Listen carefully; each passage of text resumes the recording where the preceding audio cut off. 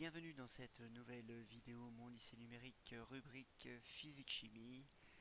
Nous allons voir aujourd'hui comment tracer le point équivalent lors d'un dosage par titrage acido-basique à l'aide du logiciel Regressi et de la méthode des tangentes. Dans un premier temps, nous lançons Regressi, puis nous allons chercher le fichier qui contient les résultats de notre TP. Fichier ouvrir, je le sélectionne. Je clique sur ouvrir. Maintenant, si je vais sur l'onglet tableau, je retrouve mes valeurs mesurées lors de la manipulation. Ici, j'ai mon volume d'acide versé et le pH mesuré lors de chaque ajout. Si je clique sur graphe, je vois mes points qui sont placés dans le repère. Je vais tracer la courbe correspondante en cliquant sur coordonnées,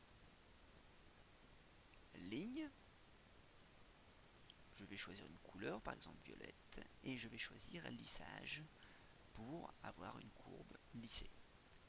Puis je clique sur OK. Maintenant que j'ai ma courbe, je vais tracer la méthode des tangentes. Pour cela, c'est très facile, je clique sur Outils, Tangentes. La boîte de dialogue Tracer de tangente s'ouvre, je clique sur OK. Je place ma tangente avant le saut de pH et je clique. Instantanément, Regressi me trace la méthode des tangentes. Je peux voir que mon volume équivalent est de 10,03 ml et que mon pH à l'équivalence est de 7,068. Une autre méthode pour trouver le volume équivalent est la méthode de la dérivée.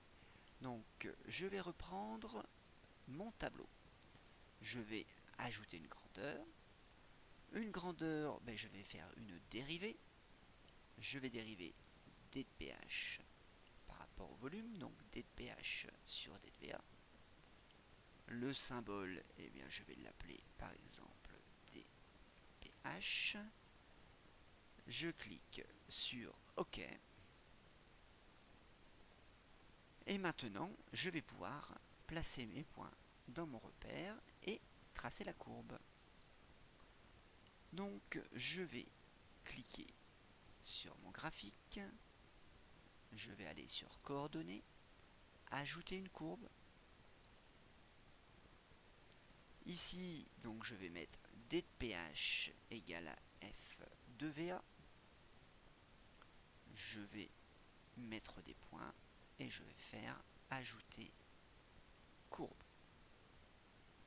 OK. On voit ici donc les points qui correspondent à ma courbe. On voit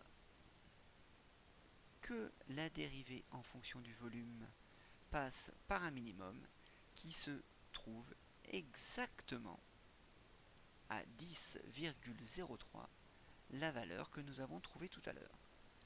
Vous pouvez maintenant vous amuser à tracer cette courbe et à vérifier cette valeur à l'aide du réticule libre qui se trouve dans Outils, Réticule libre.